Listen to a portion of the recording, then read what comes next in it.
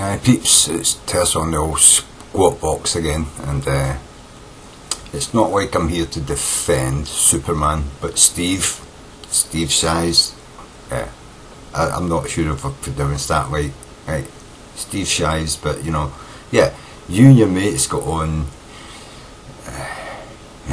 you got on Google Plus, I suppose it is, and you recorded it for YouTube, and you totally dissed Man of Steel. And I've got to say, I found it hilarious that you wankers could sit there and talk a load of bullshit about a movie simply because you've got no idea of what a movie is, you know what I mean? You've compared it to every other fucking thing under the sun other than the movie that it was meant to be.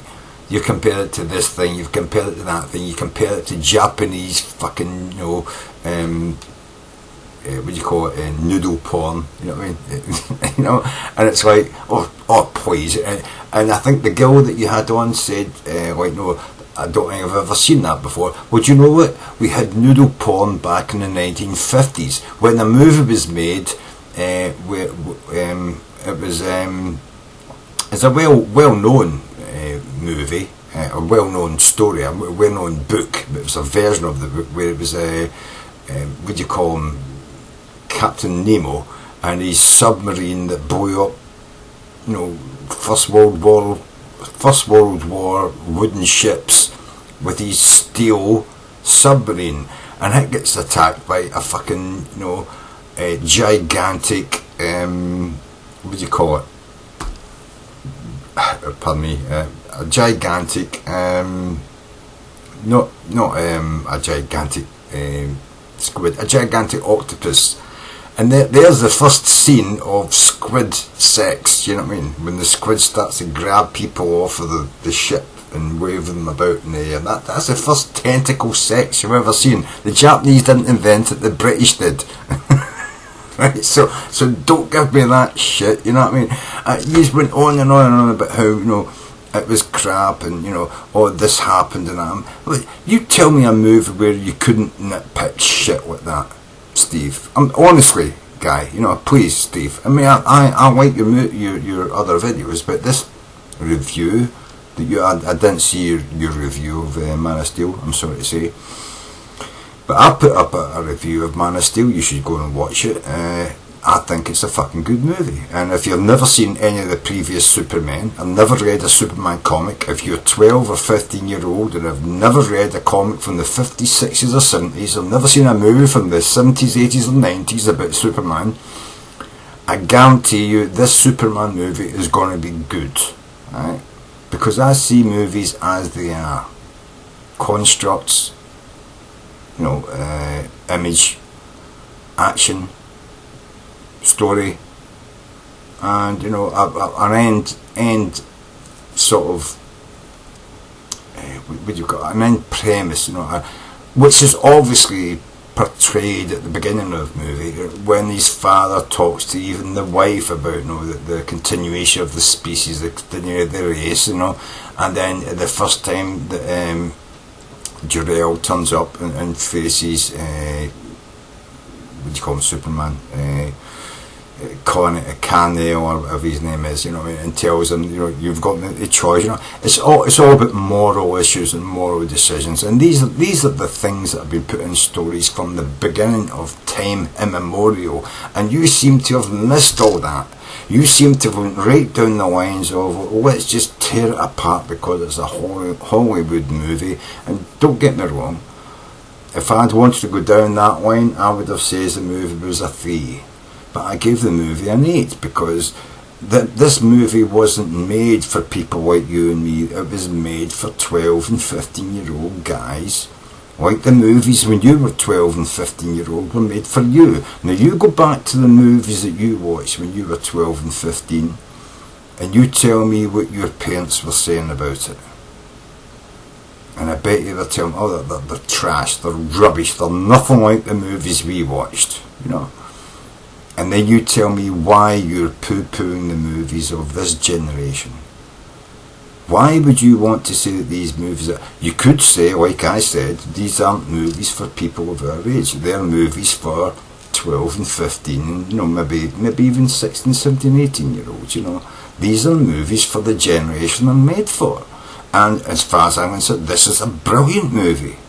It's as good as fucking, you know, Star Wars for the generation Star Wars was made for. But you will poo-poo it because you don't like it, but you're just an old fogey, mate. I'm 52, and you're more of an old fogey than I am, Steve. I'm telling you, you know. Yeah, but you hate the fact that these movie makers are making these movies to make money. They were always making movies to make money. Every movie you love was made to make money. You just happen to not bother about the fact that the people who made the movie made money because you liked it at the time. You know what I mean? But now you're going to poo-poo every movie and try and put young people off of watching the movies of their generation simply because you don't like it because it's not your generation's movie and it doesn't fit into your idea of what Superman should be. And fuck you, you know what I mean? You're a fucking tosser, man, if you're fucking into that. I'm telling you, man, you know, you've got to shut the fuck up, man. If you've not got something constructive to say, and all you've got to say is, it reminds me of this, it reminds me of that. Yeah, that's because you've watched 30 years of fucking movies.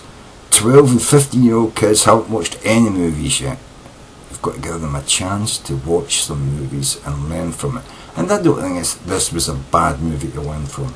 I don't think that this was a bad movie for the younger generation to actually watch a movie compared to fucking, you know, Into Darkness, Star Wars Into Darkness. What a load of pish compared to fucking Iron Man 3. What a load of fucking pish, you know what I mean? Yeah, I reckon, you know, Man of Steel is a much better movie than them. I could name several other movies, and I have done. And if you check my fucking backlog on tersse on YouTube, you will fucking see that I talk about movies and I name movies and I give links to them where you can watch them for free. And I would reckon people should allow the 12 and 15-year-old kids to watch things like what do you call it, Game of Thrones. Yes, certainly. And people say, well, there's too much sex in it. But I remember watching things like The fucking Borgias by the BBC back in the 1970s when I was fucking 13 and 14-year-old, and there was as much sex and violence and killing and that and backstabbing, but it taught me, it showed me a lot about, you know, what I should be thinking about the people I knew at school as well, you know what I mean? No, young kids should be allowed to watch things like Game of Thrones. They should be allowed to understand that people will stab you in the back, and the people who think they're not your friend could turn out to be your best friend. That's the things that people should understand in the world. But Star Trek and Star Wars, yeah, for what they are, you know what I mean? I think The Man of Steel is a pretty good fucking movie for 12 and 15-year-olds to watch. And if you don't think that, I think you're a prick, you know what I mean? There's things to be learned in it that people aren't going to take on board. They're not going to believe that, you know, the Man of Steel is a real man. But they're going to take away from it, you know, the idea of doing the right thing at the right time is the right thing to do. And isn't this what all the old fables and old stories, you know, Jack the Beanstalk, you know, the what do you call them, the fucking what do you call it, the Babes in the Woods, all that sort of stuff, you know. It's teaching moral stories. And what you're trying to say is these moral stories shouldn't be shown to kids. Kids shouldn't be able to watch it because they're stupid and shit, and we can see through it because we're 30 and 40-year-old. Is that what you're saying? Because 30 and 40-year-olds can see through these, you know, stupid stories. You've got to realise these are the formulative ideas that have got to be imprinted in children so that they grow up knowing the things that you know. And if you're trying to say they shouldn't see these things, they shouldn't learn the same stories and the same you know, the same endings and their movies, you're trying to say that they shouldn't, and then you complain when kids do things that you would never have done. You complain when kids seem to hate each other and go stabbing and shooting and selling drugs, you know what I mean? Yeah, okay. I might have went over the top by expressing that, but basically that's what is happening. As we devalue the stories that our kids grow up watching, and they poo-poo the stories and have your attitude towards it, oh, that's all shit and there's nothing to it, they grow up with an attitude you didn't grow up with, because you actually grew up watching stories like that and believing them, and then adjusting your mentality as you grew up. But what you try to do is you try to take that mentality away from kids and leave them with nothing to replace it, except to listen to you and people like you who just poo-poo everything in life.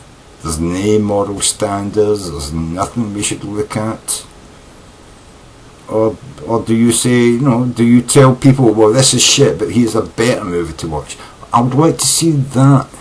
I would like to see that, where you say, here's a better moral standard you should live up to. As kids, you can only grow them up by small steps. And the small steps are the books, the stories, the movies they watch, the TV channels, the TV story, you know what I mean? I'm done. And I hope you appreciate what I'm saying from where it comes from, because we've got to stop poo-pooing every fucking thing in life. Because if you do that, what's left? What's left if everything is just a pile of shit? Swangy fat motherfucker.